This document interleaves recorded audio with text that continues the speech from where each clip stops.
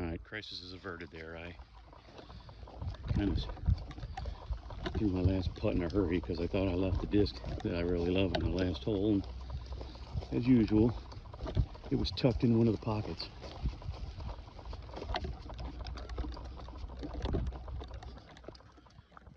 That's what happens when you get old.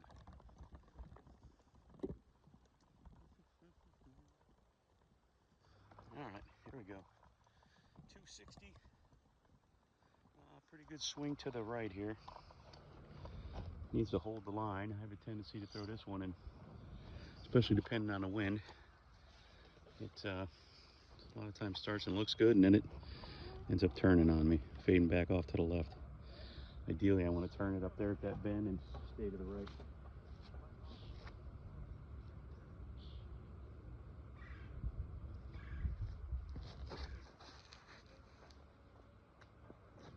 Too early. Yep. This is a rough hole. I was probably off by maybe 1 or 2 feet to the right too much. So once you get up and around this corner, you end up having to go through a little doorway of about 10 feet wide, 12 feet wide.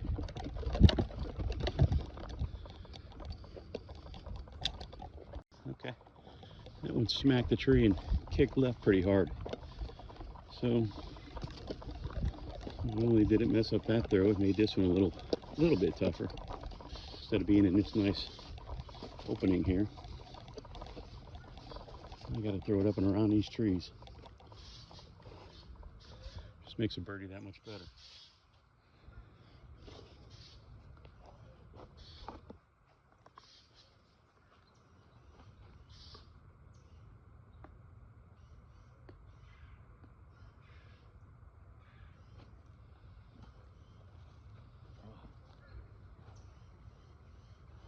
Good effort. Good effort. All right, coming up to hole 9. That was a little tap in from a foot out. Hole 9's about 225, 221. But it's another one of those that goes up and turns to the right. This hole is phenomenal if you're a backhanded lefty or if you're a great flicker. You'd love this course.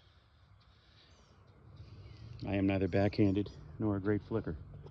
So I try to overcome that by throwing flippy discs. This is another shot with that pink ball that didn't turn properly on 4.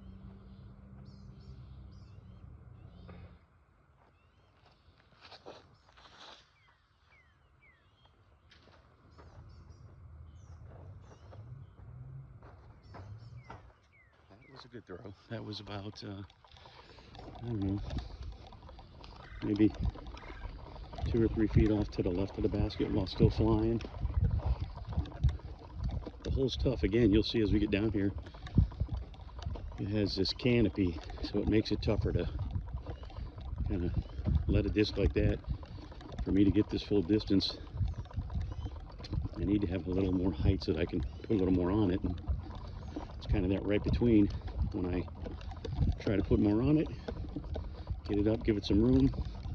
It ends up catching these trees. I don't know how well it's being caught on this video, but there's another arching canopy right here. And seems like you're usually coming through right at these trees above us now. But looks like about a 5 or 6 footer here. Save the birdie. With my putting, we'll see.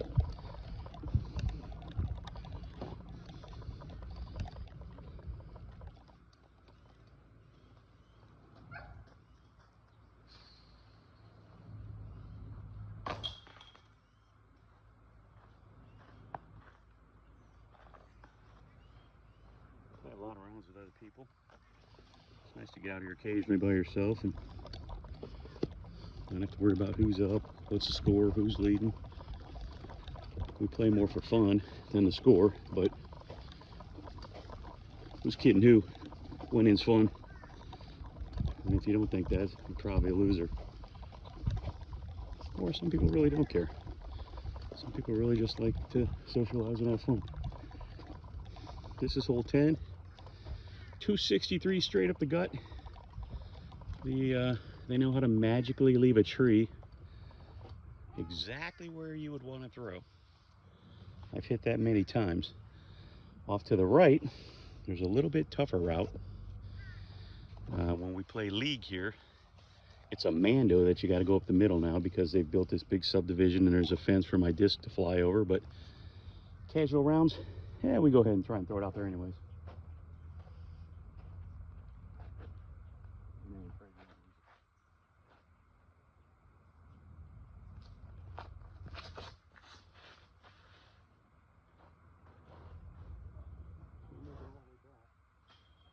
Oh no, that sounded terrible. It sounded like I'm living in a palm tree.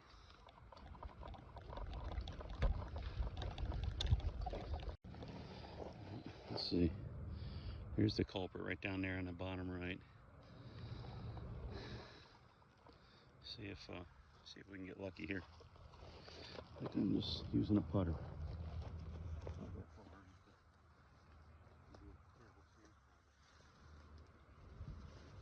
Pending. Why? Because I do that.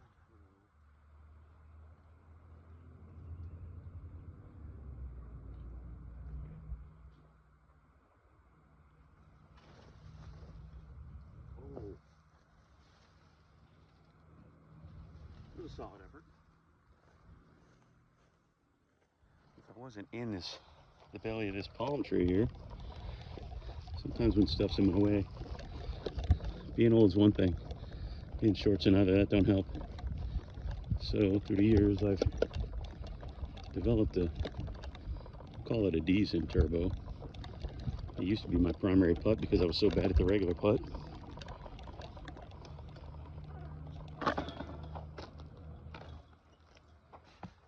So sometimes that saves me when I'm in one of those. I don't like a straddle putt.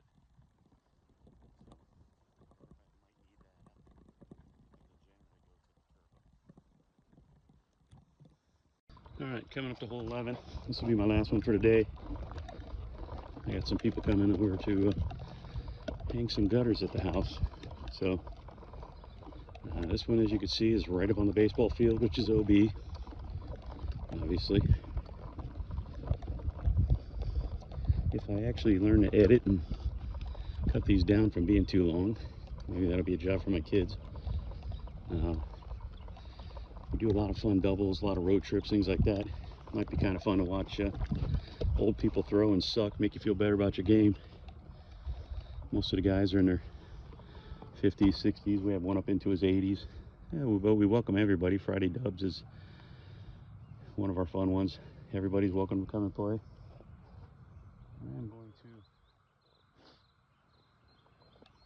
try this.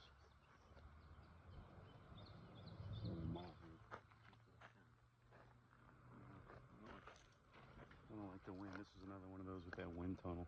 I haven't had this Archer long, but I'm going to try it.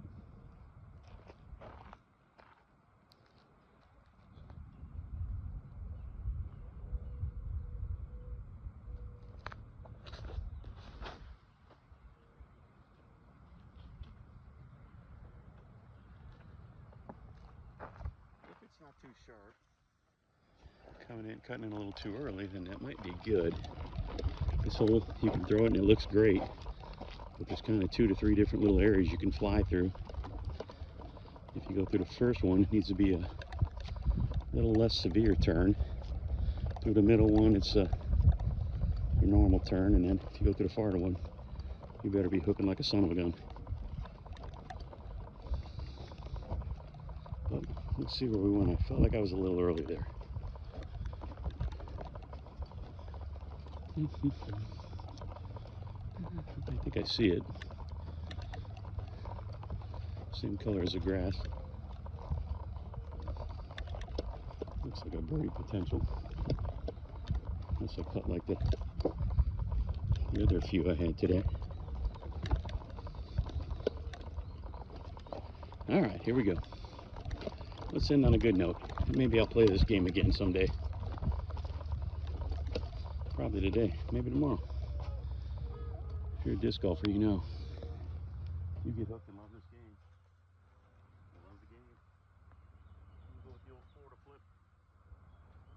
I'm not in the tournament. No one will hear no complaining.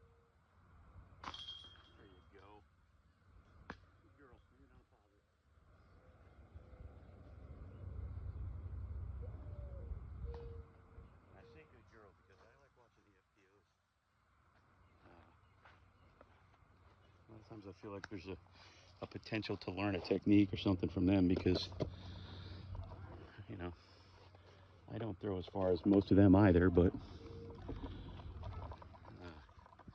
it's fun to watch for more of the basics, and probably something I could pick up. I don't think no matter how much I practice, probably not going to learn to throw a 750-foot roller like Anthony Varela, or 500-600 like these guys throw on the regular in play, let alone their distance competition stuff. As a side note, I do have I did win a tournament where Gannon Buhr was there, a little private course in Florida. I think he came out there just to see me. He probably heard the legend and wanted to see it live. It was basically, I guess, what you might call it a pro-ish / advanced younger guys division, and then more of the amateurs. But they created a overall trophy. Was going for the best raw score, excluding Gannon. Gannon never played there, and I think he went 10 or 11 down. One of them was about a 450-foot Anheuser over a house. And many of you know Randon Lotta as well. He's a Florida kid. He was with the Nova. I think he's taking this year off, going to do some regular 40-hour work, and maybe get some finances, maybe do some local stuff, and maybe he'll get back into it full time. Again, I mean, I think Randon was about 13 down. He's played that course a lot, but for Gannon just showing up and to go 10 down was pretty impressive. I was only like 2 down, but it was fun. Got to take a picture with him when I was holding the trophy, and so now I show it to people and tell them I beat him.